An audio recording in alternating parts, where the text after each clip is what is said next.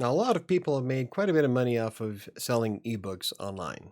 This is when you publish your own book without the need for agents or traditional publishing houses. So, how do you go about getting something published? Well, I'm Michael with WriterSanctuary, and to get something published, you first need to write the story. Now, when self-publishing your own book, you are responsible for a lot of the background stuff.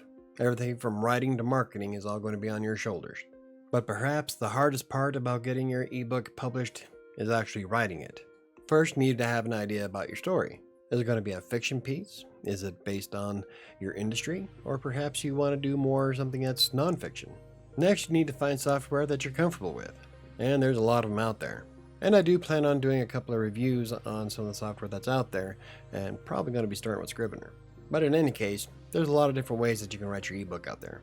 Now, once you have the software that you want to use and an idea for your story, the next part is going to be keeping yourself motivated.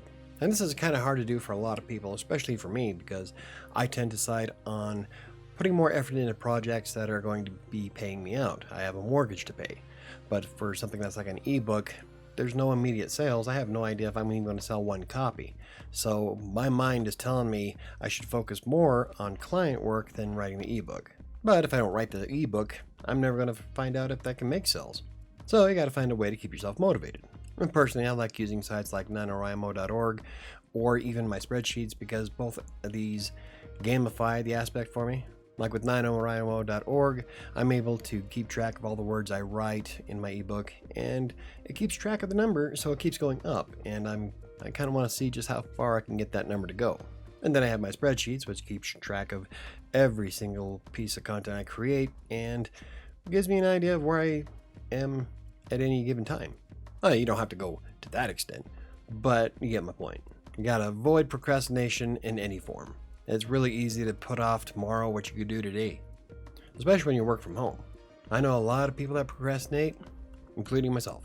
And perhaps the most important piece of advice I can give you is that your first draft is not going to be perfect. Don't agonize over making it the best piece of content you've ever written, because it's a first draft. It's a rough draft. You're going to be changing it all over the place. The whole idea is just to write the book. Because once you have the entire storyline all planned out and done, the rest of it's pretty easy after that. That was redundant. In fact, your first draft will not be the book you publish. Think of it like this. The longer it takes you to write your book, the longer it's going to be before anybody can buy it. And if you want to turn it into a career, it's just going to take you even longer to get to that point. Don't worry about perfection. Just write the book. My first book almost took me an entire year to write. And it's not even that long. I kept putting it off and letting other things sidetrack me. But my next book is taking me considerably less time to write because I've dedicated 2-hour chunks of time from every day to focus on writing the book. I do this by using tools like the free version of Asana so that I can plan out my workday every day. In fact, I pretty much put everything in Asana because the free version itself keeps track of every one of my blogs, all my client work, everything I ever put effort into creating, even YouTube videos.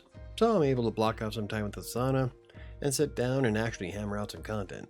Bottom line is that you can't go anywhere with self-publishing until you write the book. And once you finish writing the book, you're far more motivated to continue. So what kind of tools and software do you use for writing your book? Personally, I used LibreOffice in the beginning, and then I copied and pasted it into Google Docs. I'm probably going to copy and paste that back into LibreOffice and save it as an RTF. It's a convoluted process, which is why I'm looking at different ways to write my book, because LibreOffice is fine, it's free, but I don't know. I don't know if it's something I want to keep writing books on. So if you enjoyed the video, hit the like button. For more videos about self-publishing, freelance writing, WordPress, or TextBroker, or anything else I cover, hit the subscribe button. Don't forget to hit the notification bell. That's going to do it for me today. I'll see you next time.